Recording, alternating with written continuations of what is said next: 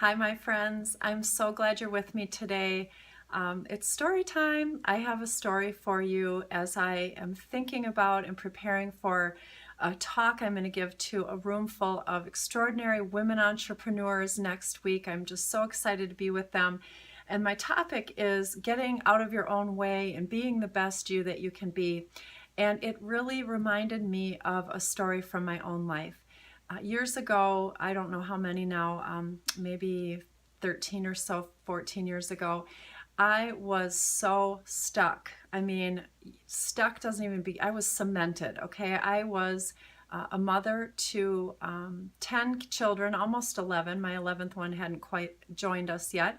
And I was married, and my husband struggled with addiction in a severe way. And I was starting to feel the pressure of teenagers. I had two or three by that time. My kids were getting older, and the things that worked when they were little weren't working anymore.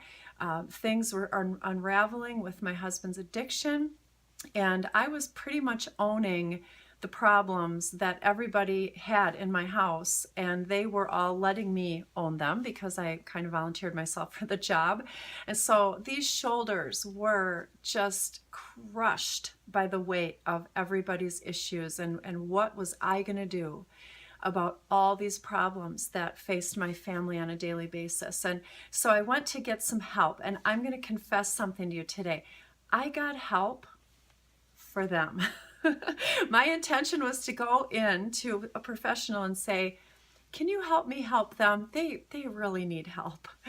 And I promise you this story has a point. And this incredible woman began to work with me, and she was very much like a coach, and it was before coaching made its debut here in the Midwest. But as I understand coaching now, and I am one, I can see that she coached me right into, guess what? Getting unstuck by getting out of my own way. I learned slowly, because I'm kind of a slow learner, but I learned slowly over time that my real obstacles were not the people I lived with.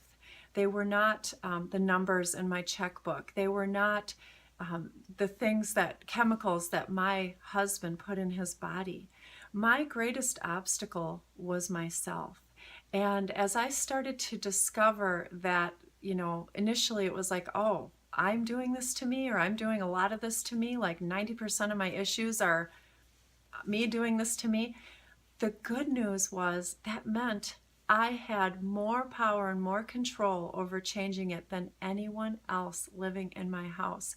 And I spent all this time waiting for them to do something to make me feel better, when all the while I held the keys.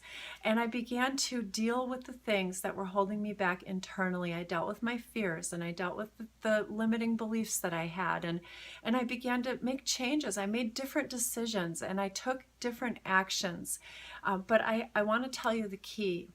It started by getting new information between these two things here, these ears that surround my brain. I put new things in through my ears and through my eyes. New information changed how I thought. And when my thoughts changed, my choices changed. And when my choices changed, my situation changed. And when my situation changed, everything changed. How I saw myself, who I became, the success I desired, even beginning to live and fulfill my purpose, which I know, I can tell you today, would not be happening right now if I had not gotten out of my own way. And so my point in bringing you this video today is to encourage you. If I could get unstuck from being years of being an enabler, years of living a powerless life, years of fearing rejection and abandonment, and get to the point where today I am a life coach and an author and a speaker. I'm an entrepreneur. I ask big asks of people, and I don't fear it like I used to. I know who I am, and I know that I have a ways to go on my journey, but as Joyce Meyer says, I'm not where I used to be, or I'm not where I want to be, but thank God I'm not where I used to be. That's my motto. I am not where I used to be, and I'm on my way and still becoming who I want to be, but I have learned that the way to be the best me is to get out of my way, to address the things I'm thinking that affect the things that I'm doing that get me the results that I don't want. And today I encourage you to do the same. Ask yourself what you're believing in your mind. What are you putting into your ears? What are you putting into your eyes? And if you don't like what's coming out of these hands and this mouth and your life, if you want to make a bigger impact, if you want to do something more significant, start with what you're putting in between your two ears. Get positive information. Change the messages that you are sending yourself. And if your self-talk is anything less than pure and positive, you need to retrain your thinking. Start getting positive messages of life and hope into your ears and into your mind, and they will sink down into your heart, and they will begin to be acted upon by you, and you will truly become the best you that you can be. Do it today. Take action today, and don't delay. Your future, your destiny, your whole life depends on it.